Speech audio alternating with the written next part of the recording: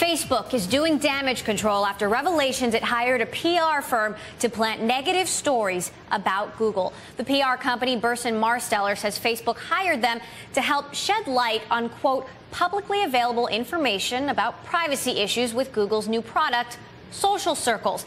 Facebook asked that its name not be disclosed as part of the deal. Burson employees Jim Goldman, a former CNBC reporter, and John Mercurio, a former political reporter, then pitched the story to journalists. Facebook fessed up today, saying no smear campaign was authorized or intended. The issues are very serious, and we should have presented them in a serious and transparent way. Burson responded, saying the assignment on those terms should have been declined. Joining us now, Paul Kedrosky, author of the blog Infectious Greed and a Bloomberg contributing editor. Also with us is Bloomberg Businessweek's Brad Stone. Brad wrote the cover story of this week's issue, which focuses on Facebook's COO, Cheryl Sandberg, and the complex management behind Facebook's different business units. Both of you, welcome to Bloomberg West. Brad, let me start with you. How did this happen, and who is responsible? Well, I think it's a big mistake. It's a revealing mistake. It's not necessarily surprising. I mean, look, Facebook fears Google, right? They're the 100-pound gorilla. They want to get into social. They don't have the social graph, the information about people and how they're connected. So they're doing what they do best. They're scouring the web and they're scraping it. They're looking for the connections between people. And, you know, Facebook played some dirty tricks. It's something probably that's common in Washington, you know, lobbyists whispering in the ears of regulators. They tried to hire a PR firm to do that to the press, and they got burned for it. Paul, is this par for the course, or is this a sign of Facebook's potential immaturity?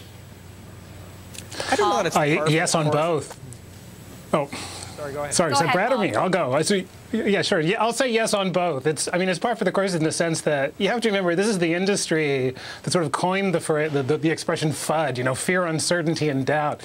It's an industry where making stuff up about your competitors is a time-honored tradition, ranging from, you know, they're not going to ship a product, their product's going to explode, their product doesn't work, you know, they're violating privacy rules. So spreading information about your competitors, you know, literal and metaphorical dumpster diving is really, you know, well established in Silicon Valley. So having it be outed in this way, I think we want to be scandalized in some level because, you know, Facebook is sort of new and, you know, sort of in tech terms virginal, and we want to find out how awful they are. But at another level, you know, this is just another sign that at the top, this is still a pretty tone-deaf organization, and that comes straight from Mark Zuckerberg. So, you know, I guess we shouldn't be surprised that if any organization is going to do this sort of thing, it's going to be them. But by the same token, this is an industry that, you know, FUD's endemic. It's happened all over the place. Brad, you wrote the cover story on Cheryl Sandberg. She seems to be universally praised and was brought in as the, quote, adult supervision similar to Eric Schmidt at Google. How does this reflect on her, or does it?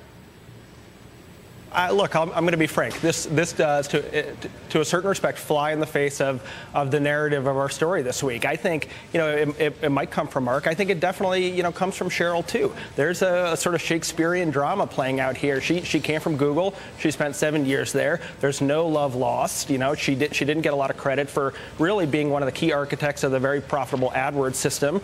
You know, she's done it again at Facebook. She's built a tremendous revenue engine. But, you know, there's a sort of bitter family feud, and I think today's news is just sort of reflective of that. Brad, let me ask you also, Brad, you know, you've been a journalist for a while, as have I. I think the rest of the world, when they see these kind of really corporate espionage-like dirty tricks being played, this is pretty rare. I mean, every once in a while you might hear from some company with bad news about a competitor, but really rarely, I think, You know, I would say that it just is rarely this hand. I don't think it's rare at all. That's what it is. Paul's disagreeing. I think it's rare that it gets discovered. I think it's rare that it gets discovered. I mean, I worked at DEC and HP. I mean, this stuff went on constantly. I mean, it was sort of recreational activity. That's my point. It was from top to bottom. Right. So and rarely is it done so pathetically that, you know, that people saw these emails and they immediately asked, who does this come from? Well, and so, Paul, talk about that a little bit. I mean, what is it, this kind of corporate espionage, you talk about the dumpster diving, is it a different kind of a warfare between companies, and does it matter to investors in the world beyond?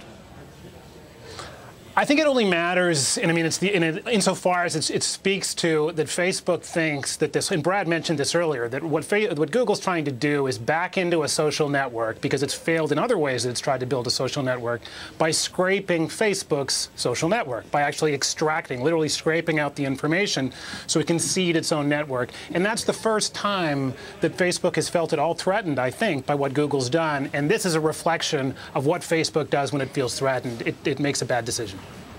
That said, Paul, isn't it a little ironic that Facebook is trying to criticize Google about privacy issues when Facebook doesn't necessarily have the best privacy track record either? Of course, and we report in our story that the FTC is about to hammer Facebook with a consent decree in the same way that they hammered Google a couple of weeks ago. And so, yeah, they're no completely good actors here. Paul, do you think there's going to be any lasting damage for any of the parties involved here, Paul Kedrosky?